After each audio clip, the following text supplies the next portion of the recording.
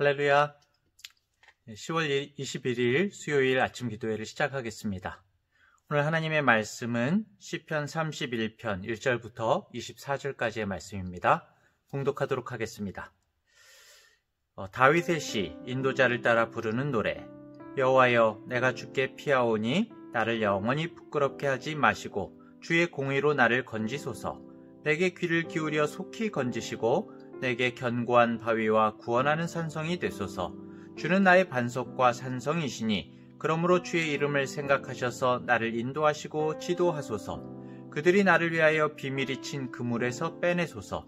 주는 나의 산성이시니이다. 내가 나의 영을 주의 손에 부탁하나이다. 진리의 하나님 여호와여, 나를 속량하셨나이다. 내가 허탄한 거짓을 숭상하는 자들을 미워하고 여호와를 의지하나이다. 내가 주의 인자하심을 기뻐하며 즐거워할 것은 주께서 나의 고난을 보시고 환난 중에 있는 내 영혼을 아셨으며 나를 원수의 수중에 가두지 아니하셨고 내 발을 넓은 곳에 세우셨음이니이다. 여호와여, 내가 고통 중에 있사오니 내게 은혜를 베푸소서.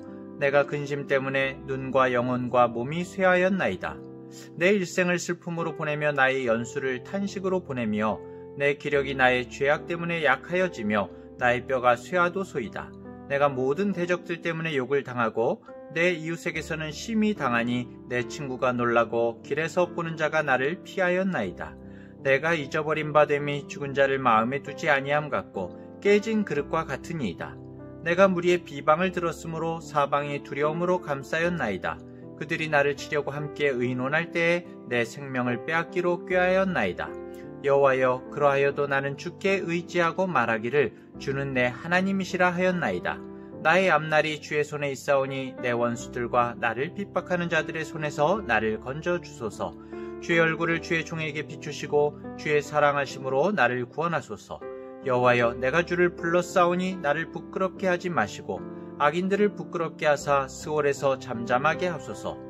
교만하고 완악한 말로 무례히 의인을 치는 거짓 입술이 말 못하는 자 되게 하소서.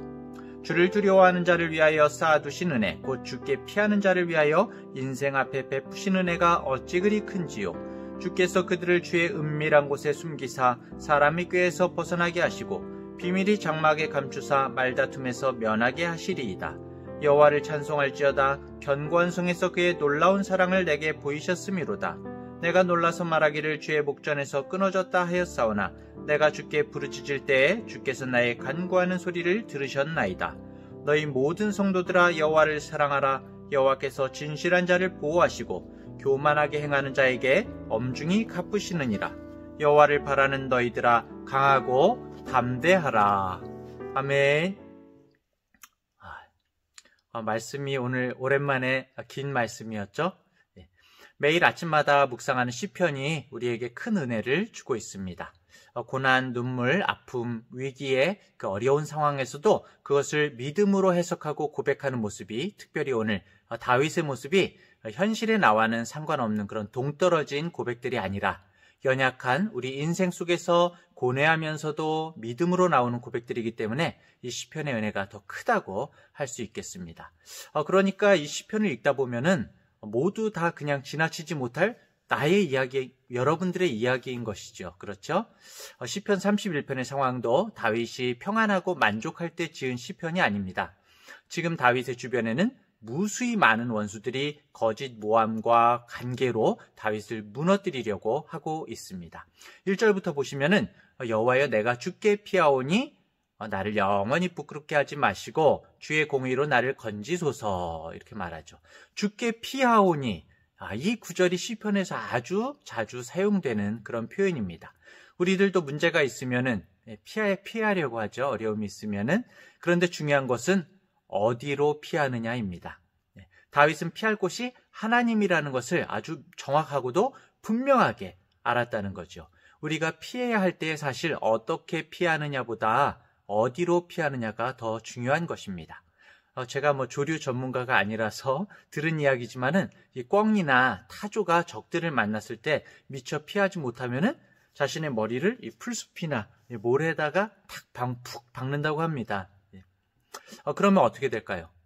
소용없는 짓이지요. 우리가 어려운 상황에 처하게 되었을 때도 마찬가지입니다. 처음에는 하나님을 신뢰하는 듯 하다가 끝까지 바라보지 못하고 다른 방편을 찾는 경우가 많이 있습니다. 처음부터 한결같이, 처음부터 우리 하나님을 의뢰하고 신뢰하는 오늘 다윗의 그 모습을 마음에 두는 우리 성도님들 되시기를 간절히 바랍니다. 자, 그렇다면 다윗이 하나님을 어떤 분으로 여기고 있었기에 하나님께로 피한다고 고백을 할까요? 3절부터 4절에 이렇게 말하죠. 주는 나의 반석과 산성이시니, 비밀이 친 그물에서 빼내셔서 주는 나의 산성이시니이다. 이 다윗이 하나님께 피합니다라고 고백하는 이유가 바로 하나님께서 나의 반석과 산성이 되시기 때문이다 라고 나옵니다. 다윗이 사울왕에게서 수년 동안 도망쳐 다녔죠. 그러면서 이 다윗이 반석과 산성에 대해서 너무나 잘 알고 있었을 겁니다. 큰 바위 위나 그 바위 뒤나 높은 바위 위로 숨으면서 그 바위와 그 은폐물을 두신 하나님을 찬양했을 것입니다. 하지만 진짜 바위와 산성은 바로 하나님이시라고 고백하는 것이죠. 그래서 우리들도 사실은 고백해야 됩니다. 무슨 일들이 있을 때마다, 하나님께서 피할 길을 주실 때마다, 지혜가 떠오르게 하실 때마다 주님 감사합니다.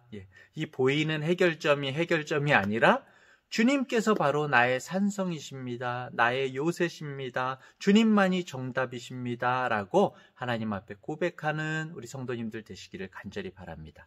계속해서 다윗이 5절, 8절에서 이렇게 증거합니다. 내가 나의 영을 주의 손에 부탁하나이다. 그리고 8절에서는 보면은 내 발을 넓은 곳에 세우셨음이니이다. 주의 손, 주의 강한 손, 넓은 곳은 어딜까요? 바로 안정된 곳. 내가 피할 곳을 이제 말하는 것이죠. 다윗이 자신의 모든 것을 하나님의 손에 부탁한다고 말을 합니다. 이 말씀을 예수님께서 십자가 위에서 가상 7원 말씀 중에도 나타나죠.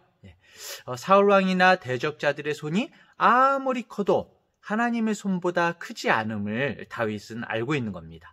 자신을 끌어서 건져 올리셔서 구해주실 것을 확신하는 것입니다. 우리의 믿음도 사실은 여기에서 시작되는 거죠. 사실 믿음의 문제는 하나님이 얼마나 크신 분인가를 우리가 깨닫는 데서 시작이 되는 겁니다. 세상의 무엇과도 비교할 수조차 없는 것이 바로 하나님이시다. 그저 모든 것은 주님의 뜻 안에 달린 것이다. 이것이 전부이다 라는 것을 우리가 깨닫는 것이 굉장히 중요한 것입니다. 자, 그렇다면 지금 다윗의 상황이 어느 정도기에 이렇게 하나님께 피하려고 하고 있는가? 하나님의 손을 구하는가? 9절부터 10절에 보십시오. 여호와여, 내가 고통 중에 있사오니 내게 은혜를 베푸소서. 내가 근심 때문에 눈과 영혼이 쇠하고 내 일생을 슬픔으로 보내고 연수를 탄식으로 보내고, 다 읽을 수가 없는데요. 불쌍히 여겨달라고 하면서 사용하는 단어들이 쉽게 얘기하면 괴롭습니다. 울다가 지쳤습니다. 눈이 몽롱합니다. 목이 탑니다. 애간장이 끊어집니다. 숨이 넘어갈 것 같습니다. 기운이 다합니다. 뼈마디가 녹아납니다. 라고 하는 거죠. 무슨 말입니까? 한마디로 사는 게 아니다 라고 말하고 있습니다. 이 부분은 정말 괴로움을 겪어보신 분들이 참 실감하는 부분이죠. 이 부분을 읽기만 하면은 이 다윗의 심정과 자신의 심정이 일치하는 부분이 탁 나타나게 되죠. 이 다윗의 처절한 상황이 여기서 끝나지 않습니다. 11절은 또 이렇게 말하죠. 내가 모든 대적들 때문에 욕을 당하고 내 이웃에게서는 심히 당하니 내 친구가 놀라고 길에서 보는 자가 나를 피하였나이다. 사실 우리가 충격을 받거나 가장 힘들 때가 언제입니까? 잘 모르는 사람에게 외면당하고 공격받는 것은 사실 아무것도 아니죠. 아는 사람에게, 자신과 친근했던 사람에게 배신당하거나 실망을 느낄 때에 엄청난 상처를 받게 되는 것입니다. 믿는 도끼에 발등 찍힌다는 그런 속담이 있죠. 모르는 사람에게 발등이 찍혀도 물론 많이 아픕니다만, 정말 믿는 도끼, 아는 사람에게, 친근했던 사람에게 발등이 찍히면 너무 아프죠. 왜냐하면 발이 아픈 것보다 마음이 아프기 때문이죠. 정말 다윗은 이 대적, 믿지 않는 도끼에게뿐만이 아니라 이웃과 친구, 믿는 도끼에게도 정말 버림을 받고 외면당하고 고통스러워하죠. 우리가 성경을 다윗의 이야기들을 읽어보면 다윗이 얼마나 많은 사람에게 배신을 당하고 위기를 당하고 상처를 받았는지를 알 수가 있습니다. 계속해서 12절 13절에 보면은 내가 잊어버린 바 됨이 죽은 자를 마음에 두지 아니함 같고 깨진 그릇과 같으니이다. 내가 무리의 비방을 들었으므로 사방이 두려움으로 감싸였나이다 라고 쭉 이어지죠. 다윗이 자신이 원하지 않음에도 불구하고 자신의 존재가 다른 사람들에게 죽은 사람과 같고 깨진 그릇과 같이 잊혀진 존재가 되었다라고 그렇게 말합니다. 잊혀진 존재가 되었다. 육체적인 어떤 고통뿐만이 아니라 사회적인 고통, 어떤 관계의 고통이 가중된 거죠. 그리고 또 나쁜 소문들이 다윗을 괴롭게 했다라고 그렇게 말하고 있습니다. 13절에 있는 비방이라는 단어, 이 단어가 이제 사악한 소문이라는 뜻인데요. 본인은 알지 못하게 하고 다른 사람에게 악한 내용을 퍼뜨리는 것. 한마디로 뒷담화죠, 뒷담화. 자신에 대한 잘못된 소문이, 그것도 악한 내용이 퍼져 있어서 사람들이 자신을 바라보는 눈빛이 예전과 같지 않고 그 참담함은 정말 말로 표현하기 어려운 것이죠. 다윗이 그런 상황에 처해 있는 것입니다. 자, 그래서 다윗이 14절 15절에 이렇게 호소합니다. 여호와여, 그러하여도 나는 주께 의지하고 말하기를 주는 내 하나님이시라 하였나이다. 나의 앞날이 주의 손에 있사오니 내 원수들과 나를 핍박하는 자들의 손에서 나를 건져 주소서. 사랑하는 성도 여러분, 다윗이 하나님의 사람일 수 있었던 것은 이런 때에도 끝까지 하나님을 믿었다는 것입니다. 다윗은 언제나 하나님께 의뢰하죠. 그러면서 19절 20절에 주를 두려워하는 자를 위하여, 주를 무서워하는 게 아니죠. 주를 두려워하는 것, 경외하는 자를 위하여 쌓아두신 은혜, 곧 주께 피하는 자를 위하여 인생 앞에 베푸신 은혜가 어찌 그리 큰지요. 다윗은 정말 두려워해야 할 분이 누구신지를 잘 알고 있었습니다. 주변에 아무리 반대자와 대적자들이 많아도 그들을 두려워해야 하는 것이 아니라 하나님을 두려워해야 한다는 것을 잘 알고 있었죠.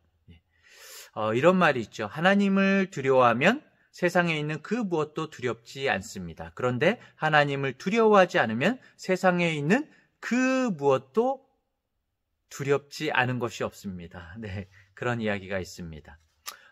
하나님, 그래서 정말 다윗은 동일하게 믿음의 길을 걷는 우리 모두에게 이렇게 권면을 합니다. 23절 24절에 너희 모든 성도들아 여호와를 사랑하라. 여호와께서 진실한 자를 보호하시고 교만하게 행하는 자에게 엄중히 갚으시느니라. 여호와를 바라는 너희들아 강하고 담대하라. 하나님을 사랑하고 하나님을 바라보라고 말하고 있습니다. 오늘 핵심이 되겠네요. 하나님을 바라보라. 그것보다 정말 바른 믿음이 없고 그것보다 인생을 더 바르게 살아가는 것이 없는 것입니다. 무조건 하나님을 바라보라.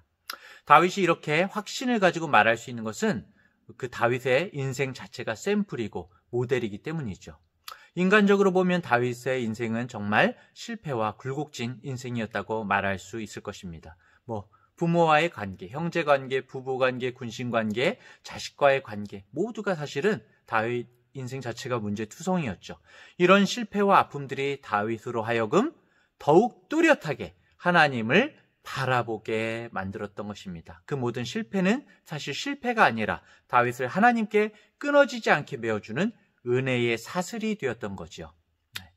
여러분, 사랑하는 성도님들, 고난과 고통 속에 계십니까? 바로 그 상황이 우리의 믿음이 생겨나는 상황이고 믿음을 보여야 할 상황인 것입니다. 도무지 믿어지지 않는 그 상황에서 지팡이와 막대기로 돌보시고 인도하시는 하나님의 손길을 볼 수 있는 그런 때인 것이죠. 그렇게 본다면 믿음은 그렇게 꿋꿋하게 아무렇지도 않은 것처럼 절망하지 않는 것이 아니라 믿음은 아무리 환경이 어려워도 정말 쓰러지지 않는 것이 아니라 오히려 믿음은 내가 거꾸러지는 것이고 나의 나약함을 발견하는 것입니다. 그래서 나의 연약함을 인정하고 바로 하나님을 보는 것이 믿음인 것이죠. 다윗도 현재의 상황을 정말 절망하고 낙심했지만 눈을 들어서 하나님을 봤습니다.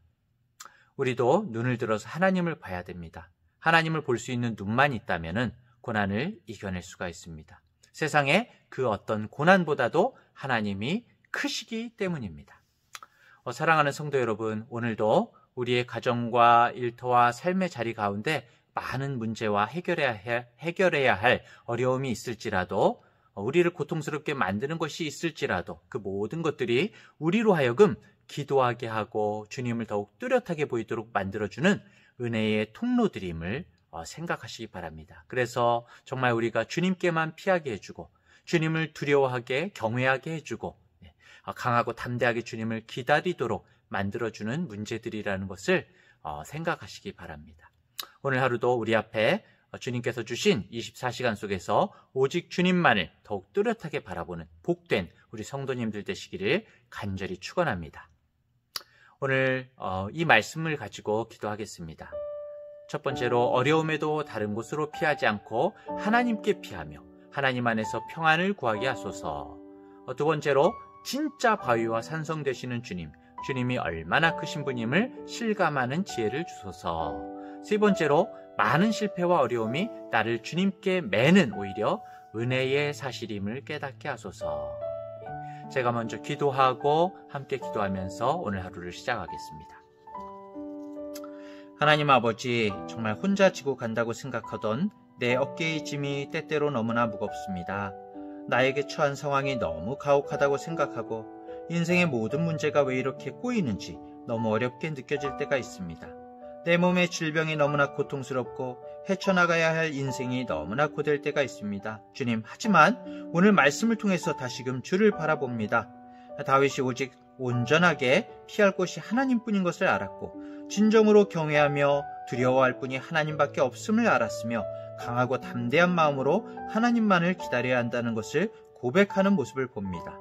그랬을 때에 다윗이 처음에는 실패한 것처럼 보였을지라도 오직 하나님만을 바라봄으로 믿음의 승리자가 되었고 지금도 하나님의 마음에 합한 자로서 믿음의 모델로 우리에게 남아있음을 보게 됩니다.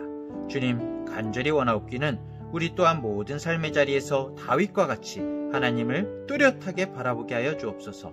하나님께서 얼마나 크신 분인지를 알게 하여 주시옵소서. 하나님께서 우리를 얼마나 사랑하시는지를 깨닫게 하여 주시옵소서. 그래서 오늘 하루도 우리 삶에 있는 크고 작은 일들이 우리 신앙의 걸림돌이 아니라 우리를 하나님께 메어주는 은혜의 사슬인 것을 확인하는 오늘 하루가 되기를 원합니다. 날마다 우리의 기도에 귀 기울이시는 주님, 우리의 정리되지 않은 기도라고 할지라도 우리의 마음을 헤아리시고 우리의 깊은 한숨에도 우리를 이해하시는 아버지를 신뢰합니다. 주님과 더욱 깊은 끈끈한 관계로 더욱 담대히 나아가게 하여 주시옵소서. 그래서 오늘도 아버지 하나님만을 사랑하는 주님의 자녀로 살게 하여 주시옵소서. 예수 그리스도의 이름으로 기도합니다. 아멘.